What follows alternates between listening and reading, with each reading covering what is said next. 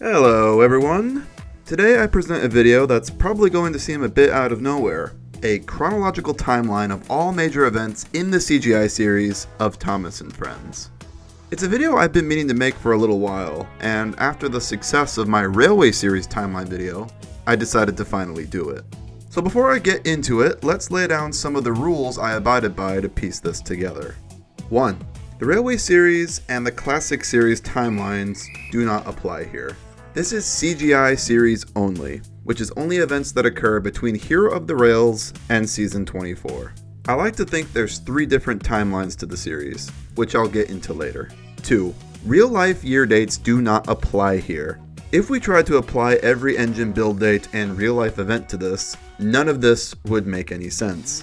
Technically, characters like Hero and Salty and Carly are all on Sodor way before their bases were even built, so we can't really apply that logic. And then when you throw the middle-aged Queen Elizabeth and child Prince Charles into the mix, who appear in the very last episode of the CGI series, bringing the last canon event in this timeline to as early as the late 50s. This would place the Royal Engine before engines like Salty were even built. You can see how much of a mess this would be. So unlike the Railway series video, I'm not going to mark years here because frankly they don't matter. All we're doing here is just placing all the major events in a linear, chronological order. And lastly, this timeline will only mention events that are officially canon in the CGI series. So events that we can assume happened in this timeline, such as the big engines going on strike leading to Percy's arrival, or like Duck crashing into the barber shop, will not be mentioned as they are never referenced or shown in flashbacks. Unlike events like Percy racing Harold or Henry getting bricked up in the tunnel, which are shown. So now that we have the rules down, let's jump into it. Here is the complete timeline of CGI Thomas.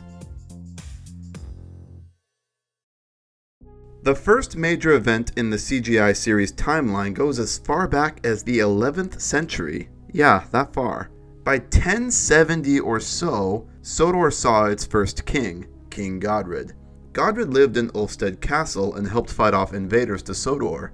Life was good under Godred's reign, and it was considered a golden age. His crown was stolen by thieves, and while the thieves were later caught, the crown was considered forever lost. We skip ahead about 500 years to the 16th century, when a pirate by the name of Captain Callies sailed his way to the west of Sodor. Callies and his crew notoriously attacked and sank merchant ships for their treasures. When he found out he was being tracked, Callies sailed to Sodor where he hid and abandoned his ship in a cavern north of what is now Arlesborough. We skip ahead another 200-something years to the invention of the first ever steam engines. In 1829, a competition called the Rainhill Trials was held at Rainhill in Lancashire, where several types of steam engines were competed against each other. The winning engine was no other than Stephenson's rocket, or Stephen for short. His design would provide a basis for all future steam engines to come. Let's skip ahead another 100 or so years into the 20th century. By this time, railways were being developed on the island of Sodor. A narrow gauge railway from a slate quarry in the hills to Crovan's Gate is constructed, called the Skarloey Railway. Meanwhile, a standard gauge railway that spanned the island from coast to coast is constructed, called the Northwestern Railway. An engine called Hero is built in Japan and shipped to Sodor temporarily to help out with the Northwestern Railway's construction. Hero was the first engine to work on the line. After the railway was completed, Hero was kept on, but was eventually abandoned after he broke down and new parts were hard to obtain. Sometime later, the Northwestern Railway obtained its first engine to run the new main line, a little blue tender engine called Edward. The railway was run by a man named Topham Hatt the First. He and his wife had 2 sons, Bertram and Lowell. Bertram, the eldest, assisted with the railway's operations and would eventually become controller. Every year, on Bertram's birthday, Edward took him around Sodor in a special open-topped carriage. In his young adulthood, Bertram assisted in the designs of a fleet of vertical boiler engines called coffee pots to run the branch line from Knapford to Farquhar. The first of the fleet was named Glyn. Glyn and the other coffee pots happily worked the branch line for several years. Topham Hatt I died at some point after that, leaving his wife a dowager and his first son Bertram controller of the Northwestern Railway, Sir Bertram Topham Hatt, or as many know him, the Fat Controller. The growing Northwestern Railway obtained more express engines for its main line, including Henry and Gordon. A mixed traffic engine called James arrived later, then in a black paint job. One stormy day, Henry shot himself up in a tunnel due to his fear of the rain. A disgruntled Fat Controller tries to have him pushed out, but to no avail. He walls Henry up, but lets him out later when Gordon breaks down. Meanwhile, Glynn and the other coffee pots are eventually retired and scrapped. Glynn was the last one in service, and was left on a siding near Farquhar. Sometime later, the Fat Controller obtained a small tank engine from Brighton to pilot at Knapford. The engine, named Thomas, arrived in a green paint job, and was soon repainted into blue and numbered 1. Later, James had a brutal crash, and Thomas rushed into action to rescue him with the breakdown train. Thomas's act of bravery is rewarded with him being granted the branch line to Farquhar, replacing the coffee pots. James returned from the work sometime after his accident in a bright red paint job. Sometime after Thomas started running his line, Glynn was moved from Farquhar to a siding on the side of the line, where he was left for several years. Also during these early years, Thomas meets a tractor called Terrence. During Thomas's first winter on Sodor, he gets stuck in a snowdrift, and Terrence pulls him free. Over on the mainland, a pannier tank engine called Montague, nicknamed Duck, works on a little branch line of the Great Western Railway, called the Sunshine Line. He worked with his own rake of slip coaches. We're going to skip ahead quite a bit here. Between this and the next major event, several engines arrive on Sodor off-screen. The first of these is a little saddle tank engine called Percy, who comes to take over pilot duties at Knapford. Shortly after his arrival, he has a run-in with a baggage trolley at Wellsworth. The next engine to arrive is a little tram engine called Toby with his coach Henrietta. Shortly after he arrives, James has another crash with a train of tar wagons. One day, Thomas is careless at an old mine and falls into an abandoned shaft. Her Majesty, Queen Elizabeth, comes to visit Sodor. Gordon hauls the royal train. Later on, Duck from the Great Western Railway arrives to help out. After Duck's arrival, Percy goes to help out on Thomas's branch line and races Harold the helicopter. Soon after, Percy deliberately disobeys a danger notice at Brendam Docks and runs off the ferry dock into the bay. This is kind of a weird one because Carly is present in this flashback, so you can make the argument that the events of this story actually happen a lot later in this timeline. Although Percy having trouble with danger signs in the past is mentioned in Tale of the Brave, so I'm going with that it did happen early on, and Carly being there is just a mistake. The next engines to arrive are Diesel, Donald and Douglas, Oliver, Bill and Ben, Emily, Daisy, and several others. The exact dates of all of their arrivals are all unknown, as they're not seen in the CGI series, so I think it's safe to assume the events of their arrivals in previous episodes still apply here. Speaking of new arrivals, 2 new narrow gauge engines called Luke and Victor come to Sodor. Victor is loaded onto a ship in Cuba, and later joined by Luke when the ship stops in Ireland. While being unloaded at Brendam Docks, Victor is knocked off the ship accidentally by Luke. He is rescued soon after, and sent to the steamworks to be repaired. Afterwards, he stayed at the steamworks as the steamworks engine. Luke goes off to work at the slate quarry on the Skarloey Railway, called the Blue Mountain Quarry. A previously established character we do see the arrival of is Salty. Salty arrives on Sodor and is sent to work at Farquhar Quarry with Mavis. He is later relocated to Brendam Docks, where he still works in present day. The Duke and Duchess of Boxford build a summer house on Sodor. While their private engine named Spencer is on the island helping out with the construction, he and Thomas race. The race ends with Thomas plummeting down an abandoned line and rediscovering the long-abandoned Hero. Attempts to save Hero are successful, and Hero is fully restored at the steamworks. Afterwards, he goes back to Japan temporarily. The next year, Hero returns to Sodor, for some reason, and stays there for several years. Meanwhile, a search and rescue center is built, where Harold is relocated to. During this time, Thomas is sent to the mainland to help out there. He goes via ship from Brendam Docks. He goes via ship when there is a railway drawbridge to the mainland. Right.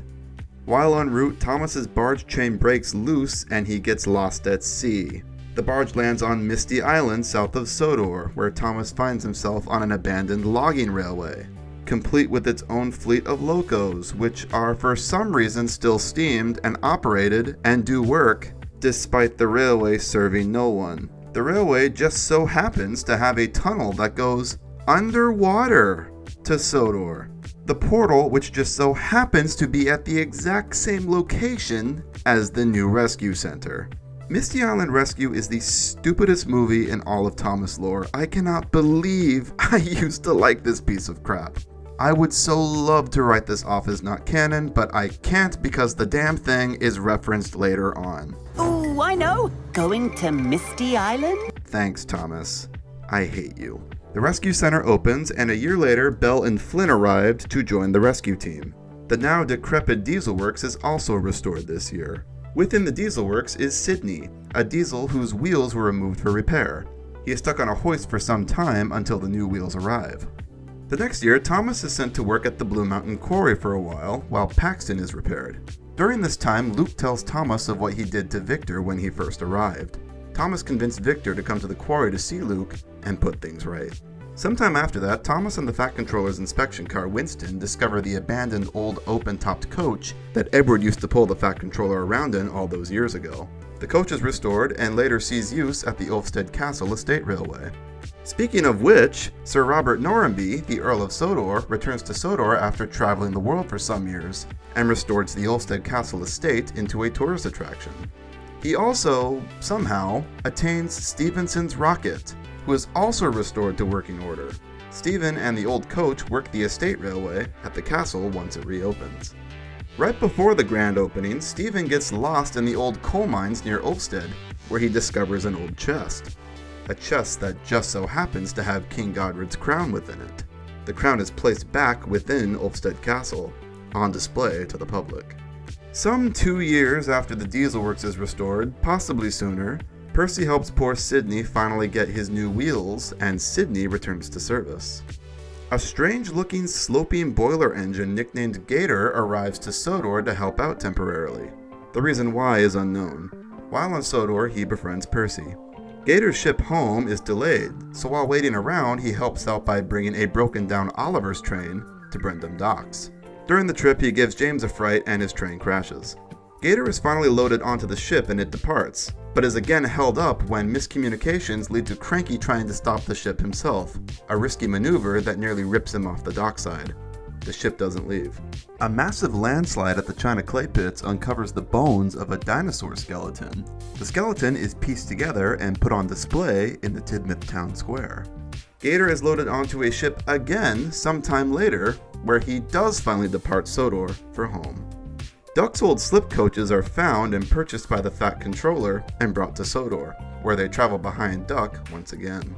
That Christmas, Gator returns briefly to Sodor and reunites with Percy. He leaves again soon after. The Earl, inspired by the dinosaur skeleton at the town square, constructs a dinosaur park on the Ulfstead estate, and it becomes a part of the estate railway's route. A little box cab named Philip arrives on Sodor to be the new Knapford pilot, and he takes a big liking to Gordon. He attempts to race Gordon, and wins, and forever talks about this race in most later appearances. Philip later rescues James from a nasty fall. One of Knapford's workmen, Albert, has a child with his wife. The baby is named after Thomas helps the family out. A new branch line to Harwick from Arlesborough starts being built, and an engine called Ryan is brought to help with the construction of it and later run it. However, plans change, and Thomas is instead sent to help construct it, while Ryan takes over his duties on his branch line. While working there, the ground collapses under the tracks and Thomas falls into a cavern. The cavern Captain Callies hid his ship in some 400 years before. The ship is lifted out, restored, and later permanently moored at the Arlesborough Harbor as a part of the Maritime Museum. When the line to Harwick is finished, Ryan takes it over, and Thomas returns to his branch line. Daisy, the diesel rail car, is relocated to the line to take over passenger duties. Judy and Jerome, the breakdown train that Thomas had used to rescue James all those years before, are now old and have been left in the yard at Knapford for some time. They get relocated to Harwick and manage all rescue operations on the west of Sodor. Thomas travels to Vickerstown where he meets Gordon's brother, Flying Scotsman, and learns of a great railway show happening on the mainland. Several of Sodor's engines go to it, as well as several other engines from all around the world. Gordon competes in the race portion of the show, and is streamlined for the event. Right before Christmas, Marion the steam shovel is clearing an overground siding on Thomas's branch line, and stumbles across the forgotten coffee pot engine Glynn. The Fat Controller is delighted with Glenn's rediscovery and has him restored at the steamworks. On Christmas Eve, he drives Glenn himself to Ulfstead Castle, where Glenn joins Stephen on the estate railway. Brendam Docks gets a facelift as a new modern gantry crane called Carly joins Cranky and Big Mickey on the dockside. Rosie, a little tank engine that was previously painted in a pink livery, gets repainted into a new red one and is relocated to pilot at Vickerstown. Meanwhile, faulty brakes cause James to crash into Tidmouth's sheds. The destruction takes some time to repair, so Thomas and Edward are temporarily moved to new sheds. Edward is sent to share a shed with Philip at Wellsworth, where he eventually permanently relocates to, leaving a slot open at the rebuilt Tidmouth sheds. Sometime later, Thomas steals James's train to the mainland and gets tangled with two devious engines at a steelworks. James gets tangled in too, and the two manage to escape with the help of some experimental engines. A visiting race car named Ace convinces Thomas to go see the world, and so he does. Somehow, Thomas leaves Sodor on his own and follows Ace around the globe. During his travels, Thomas meets Nia in Africa. Nia tags along and returns to Sodor with him. Once she arrives, Nia takes Edward's place in Tidmouth's sheds. The day after Nia arrives, Henry gets kicked off the main suddenly decides that he wants to leave Tidmouth sheds on his own accord for some reason. He goes off to Vickerstown and stays there with Rosie. Gordon has a bit of a tantrum and rebels the changes. Rebecca arrives soon after to help Gordon with his expresses and takes Henry's open spot in Tidmouth sheds. Duck comes across an abandoned coach called Dexter and helps give him a second life as a classroom. Dexter is repainted and plinth'd at the school at Harwick. At some point after Rebecca arrives, Thomas inexplicably goes on a second world tour and helps out on railways in India, Brazil, Australia, China, and Italy, where he meets up with several engines he met previously at the Great Railway Show. Literally nothing happens in these episodes that affect the plot of the show. Oh, how I would love to write these off as not canon, but they are referenced in stray lines of dialogue in Sodor-centric episodes.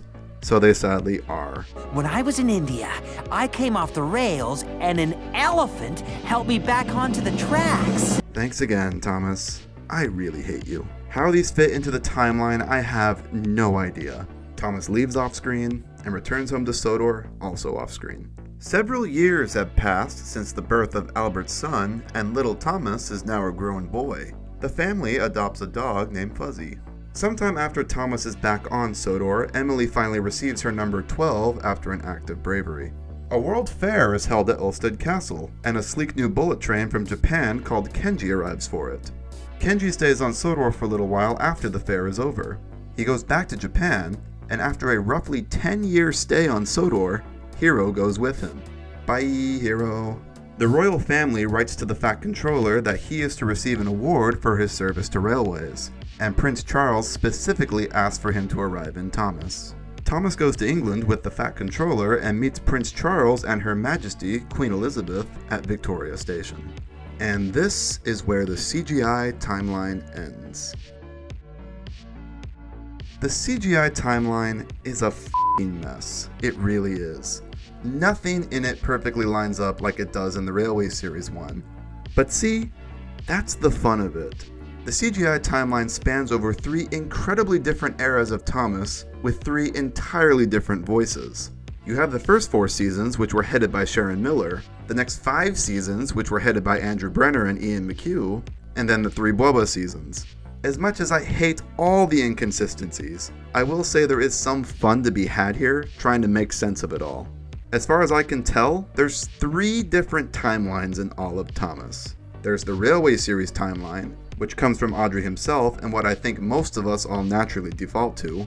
There's the Classic Series timeline that spans seasons 1 through 7, and I guess would also include the hit model seasons. And then you have the CGI timeline, which is just kind of its own thing entirely. What's interesting is looking from a top-down perspective on all 3 and seeing the different takes on all the same stories. In 2 of them, James arrived in black paint, and in 1, he's always red. In 2, Henry has an old shape and gets rebuilt, and in 1, he's always one shape. Douglas saves Oliver from the scrapyard in 2, while in 1, Oliver allegedly does it himself. Knapford is the terminus station in 2, and it's Tidmouth in another. 2 feature the Arlesdale Railway, while 1 doesn't. The events of Gordon Goes Foreign occurs in 2, but not in the other. Jack looks like this in 1, like this in another, and then just doesn't exist in the third. Each have their own unique takes on certain characters and locations. It's fun to compare and contrast all 3, and even more fun as a fan to pick out what you like from each and sort of craft your own canon, which, let's be real, is something we all do. You could make the argument that all 3 of these are somehow the same canon, and if you want to try and do the mental gymnastics of trying to piece all that together, please be my guest. And because I know someone is going to ask it in the comments, I consider Magic Railroad in a league of its own, separate from everything. There's magic involved in that, and the engines drive themselves, and there's all these humans that are never mentioned again. It's just its own thing. We're about to have a 4th brand new timeline later this year, but who gives a shit?